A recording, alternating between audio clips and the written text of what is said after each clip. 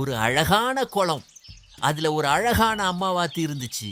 அந்த அம்மாவாத்து அதோட முட்டை வச்சு அது எப்போ அதோட குட்டி வாத்து வரும்னு வெயிட் பண்ணி சந்தோஷமா பார்த்துட்டு இருந்துச்சு. அதே குளத்துக்கு மேல ஒரு சேட்டை பண்ற குரங்கு ஒன்று இருந்துச்சு. அம்மாவாத்து ஓட முட்டை பார்த்த சேட்டை பிடிச்ச குரங்கு குளத்து மேல ஒரு மரத்துல இருந்து பார்த்துட்டு இருந்துச்சு.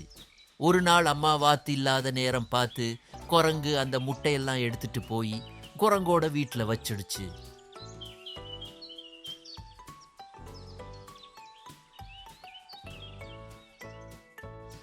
குரங்கு யோசிச்சு இனி இதோட அம்மா நான் தான், எனக்கும் குட்டீஸ் வந்துட்டாங்கன்னு சொல்லி சிரிச்சிட்டு சந்தோஷமா இருந்துச்சு.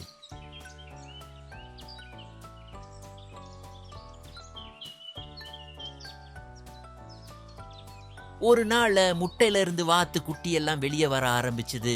குரங்கு ஆச்சரியமா பார்த்துச்சு.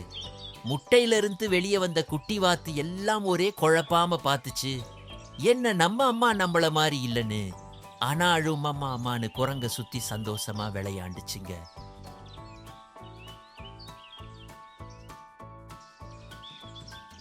குட்டி வாத்து எல்லாம் பசிக்குதுன்னு கேட்க குரங்கு வாழைப்பழத்தை கொடுத்து சாப்பிட சொல்லிச்சு.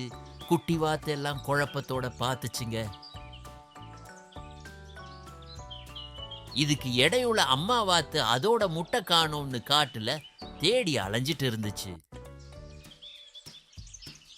காட்டுல இருக்க அதோட ஃப்ரெண்ட்ஸ் கிட்டெல்லாம் போய் விசாரிச்சுது.